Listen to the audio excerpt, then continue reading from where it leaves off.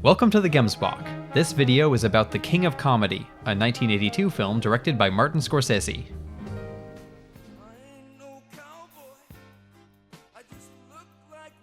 Every time you come back from a tour, I don't know what it is, but there must be something in the air or the tour. It really becomes you. It's like you become rejuvenated. I don't know what it is. Isn't that so, everybody? Isn't that so? Hey, that's true. I'll tell you, it's amazing. It's amazing. The King of Comedy, a financial failure turned cult classic about an obsessive aspiring stand-up comic who decides he is owed an appearance on the late-night talk show hosted by his idol, represents a uniquely excellent demonstration of the power of ambiguity in art, and of the way that ambiguity, uncertainty, and indirectness are in fact fundamental attributes of art in general and narrative art in particular. I'll be drawing once again on my background in literary theory here to pursue this angle. Specifically, where I intend to focus is on the sequences in which protagonist Rupert Pupkin engages in elaborate role-playing and daydreaming regarding future social and professional events, and on the structural, narratological consequences that the presentation of those sequences has for the film's ending. As you might imagine from that intent, the nature of this video is such that it requires spoiling many plot details of The King of Comedy. So you should only continue watching if you do not mind spoilers or have already seen the film. I envy you because it's purity, it's marvelous, it's humor based on you. No one else could do it but you. I wouldn't lie. I wouldn't lie to you, Roop. Peppered throughout The King of Comedy are scenes in which it is revealed at some point that they are in-universe fiction, taking place in Rupert Pupkin's imagination. These scenes are characterized by overwhelming success and celebrity for Pupkin, fawning adoration by all he encounters, and major opportunities being forced upon him. For example, the first of these sees Pupkin being literally begged by Jerry Langford to guest host his show for over a month. I mean, what's 6 weeks? While it is by no means unique for a movie to give us a literal depiction of a dream or desire, there are two ways in which the depth of psychological access provided here is noteworthy. First, far less importantly, but somewhat interesting, it is atypical for the relevant creative team. For instance, contrast the mirror scene here with the one in earlier Scorsese De Niro character study, Taxi Driver. In Taxi Driver, Bickle's famous self-defense fantasy plays out internally, with no on-screen representation of what he is imagining. You talking to me? Notice also that, unlike Taxi Driver, Goodfellas, Casino, and others, no voiceover narration is ever employed. Narration signals precisely that we are inside someone's head, inside a story they are telling. In The King of Comedy, we are reliant on other signals to discern fact from fiction, which brings us to the other point. Second, more significantly, the content of the dreams lacks immediate, obvious signification of fictional status. This is a way that the film stands apart from most other films, not just those from the same creators. In Pupkin's imagination, there is no cloudy border, musical cue, special color grading, or attention-grabbing transition like Ralphie in A Christmas Story or Garth in Wayne's World. There are no obvious contradictions of physics within them, like in the dreams of Brazil's Sam Lowry, The Big Lebowski's Dude, and the characters in Nightmare on Elm Street. In The King of Comedy, fantasy plays out like reality. False scenes play out like true scenes. We may grow suspicious of how the occurrences in a scene gel with earlier occurrences in the movie, but it is only when intercut with Pupkin personally play-acting the parts that we receive confirmation that we are 2 layers deep in narrative. You're a tough man, Roop. Well, you gotta be in this business.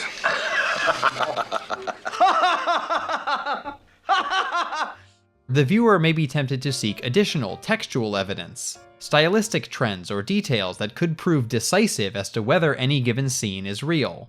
Perhaps, for example, the intervention of an in-universe television screen. The fuzzy glow of cathode ray tubes ironically signals a moment of canonical reality by implying an actual in-universe broadcast. But no. The egregious flight of fancy in which Jerry Langford facilitates Pupkin's marriage to Rita is not merely implied to be, but is depicted as, televised.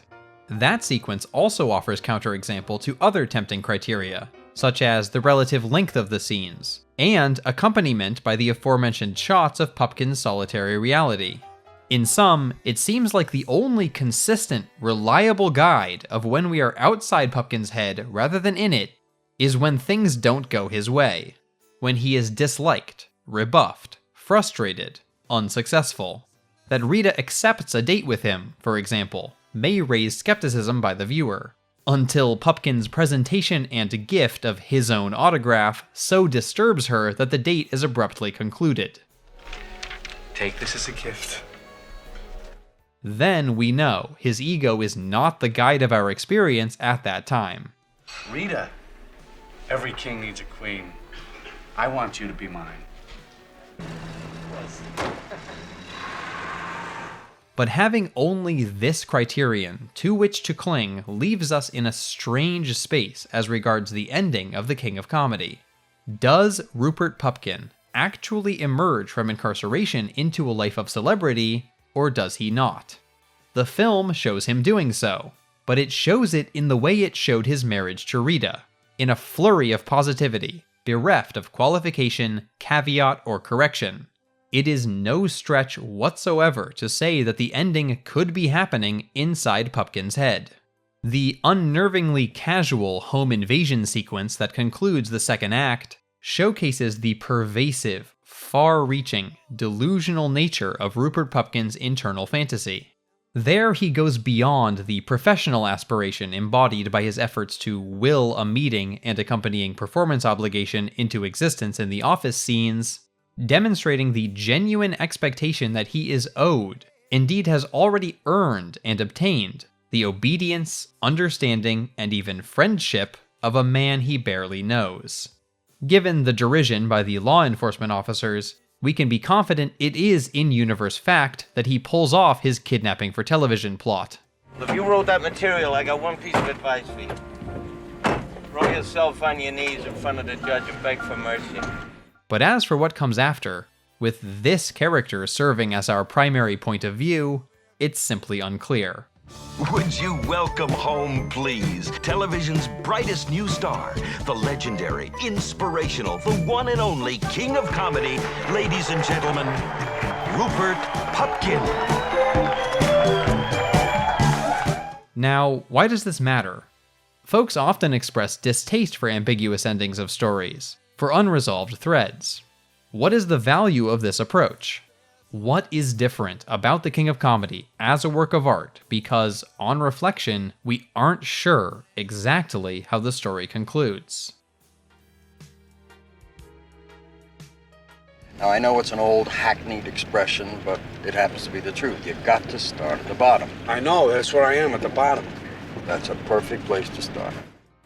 One of the main aspects that distinguishes an artistic work treating any given topic from an academic essay or scientific study covering that same topic is the indirectness and indeterminacy of the treatment in the artwork.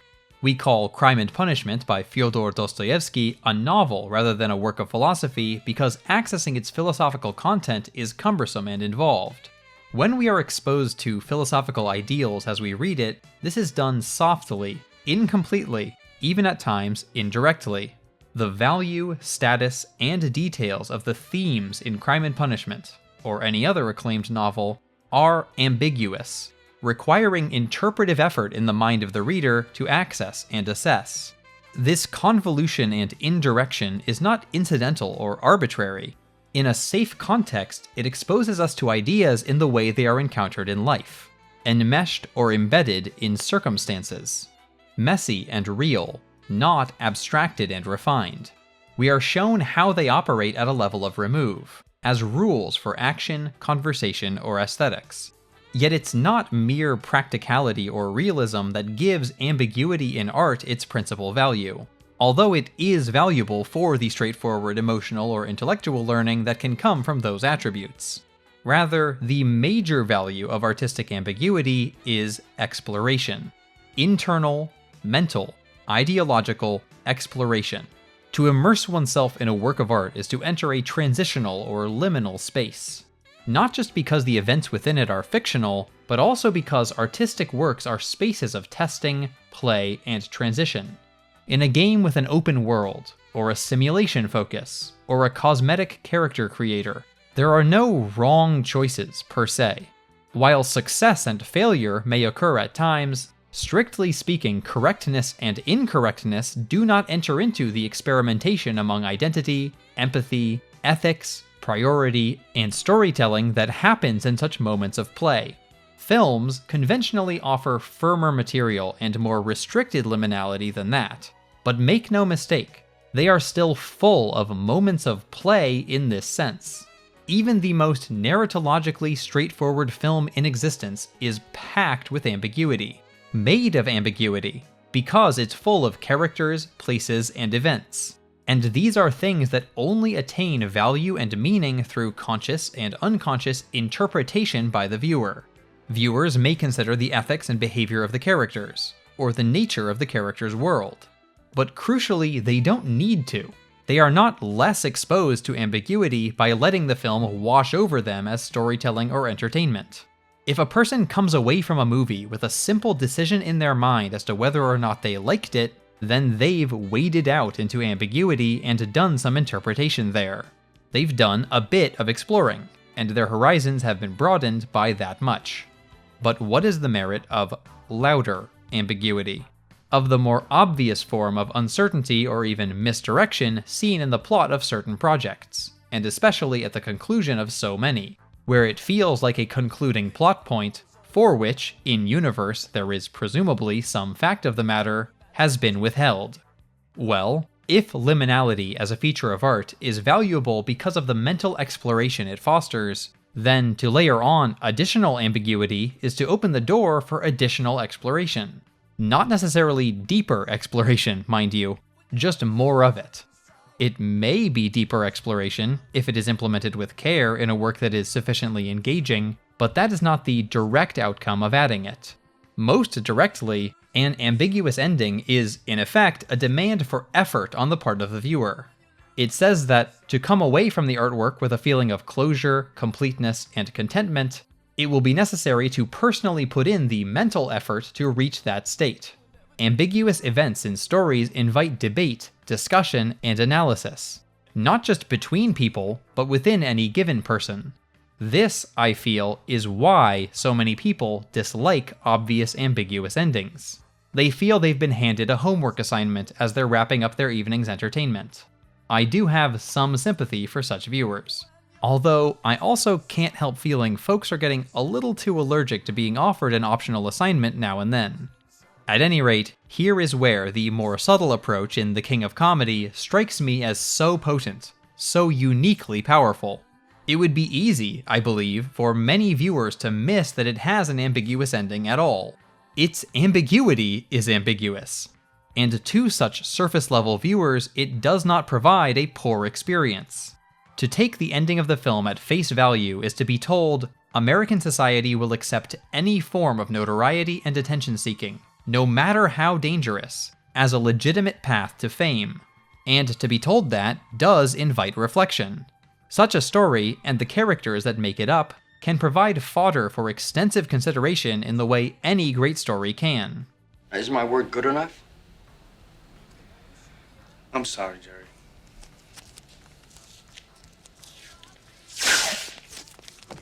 Yet those that notice the ambiguity are offered a greater variety of points to consider.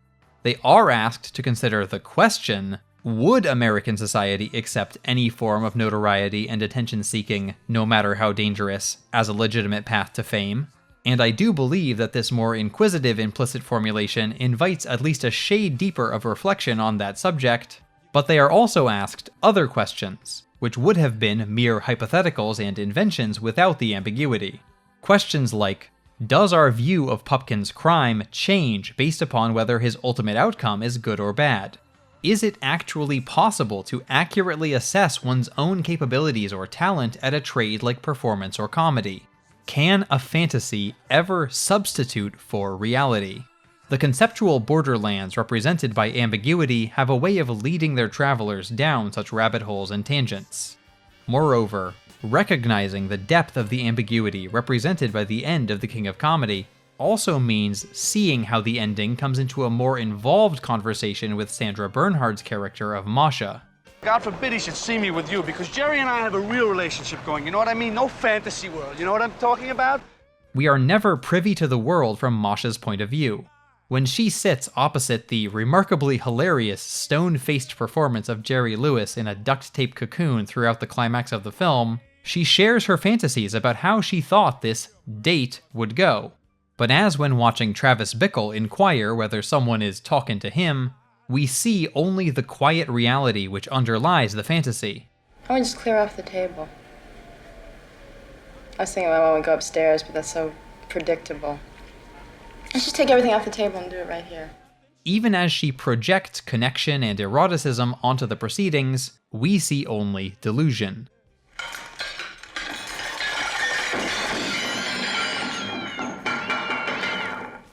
When she makes a move to bring any of the described fantasies into the room, the moves feel unprovoked, startling, disturbing. I want some fun! God damn it, my doctor says don't have any fun. You can't have fun. No, you're not allowed to have a good time. You can't get crazy. See, I have to be in control. And I like being in control. But you know, for one night, I'd like to see myself out of my head. Wouldn't you like to see me out of my head? Wouldn't that be great? Wouldn't that be fabulous? I'm having a good time. Is Pupkin a figure like this, sitting in his cell at the end of the movie and living an imagined life? Or is he a celebrity? The way the film has been shot and edited lets us say he may be either, and both are illuminating. As it may be the former, we are tasked to examine our minds. As it may be the latter, to examine our world. Now, tomorrow you'll know that I wasn't kidding and you'll think I was crazy. But look, I figure it this way. Better to be king for a night than schmuck for a lifetime. It's a cliche to say that an older work is more relevant than ever, but it's hard not to feel that's the case here. It may have already been true in the early 80s that there was concerningly limited cultural difference between a celebrity and a notorious criminal, but we now find ourselves in a media landscape replete with thousands of online micro-celebrities, and a political landscape of uncommonly transparent corruption. It is no idle fantasy to say that violence or crime by anyone anywhere can beget, or fail to impede, legitimate fame. In the internet age, anything that draws a crowd can beget fame. Never before have the lines separating obscurity, notoriety, and fame been more blurred, nor the level of access to famous individuals been so high. Never before has the boundary between imagined success and actual success been so thin. You know, Jerry, I'm going to tell you something. Friendship is a two-way street. You know that? Now, just as a concluding aside, there are other reasons that viewers may dislike ambiguous plot events, even if they're perfectly willing to invest mental effort in their consumption of art. High-quality artistic creation requires a high degree of invention, and to always defer to layers of ambiguity is to deaden or ignore some of the variety on offer. You're the director, can you help me? Yeah, take the tissues out of your collar and let's go. And if overused, or used in a work with simplistic dialogue and theming, obvious ambiguity can feel like a cheap way to claw for some unearned depth, or even an obtrusive advertisement for a future sequel which will resolve the mystery. God willing, we'll all meet again in Spaceballs 2, the search for more money. Mel Brooks. He's what you call on-funny. Others are just regular. But to offer blanket dislike for ambiguity in art is to unthinkingly offer blanket dislike for art. In artistic contexts, we can safely and productively explore the way that ideas and events are mixed into our lives and into our minds. Watching The King of Comedy and accepting its ending uncritically is still being exposed to the ambiguity inherent to art, in the way its story and characters are inconsistently, exploratorily built out of themes of aspiration, fame, criminality, validation, and talent. Yet the unusually realistic shooting and editing style of the imagination sequences throughout the film, which denies us a reliable distinction between reality and imagination, allows the film to accrete additional ambiguity. To think more actively about the film is to notice its events are less certain than they seem, its themes broader, its content richer for reflection. And we'll make time to listen to what you're talking about. You know how many times I had this conversation in my head? This is beautiful. Did it always turn out this way? Yeah, it did.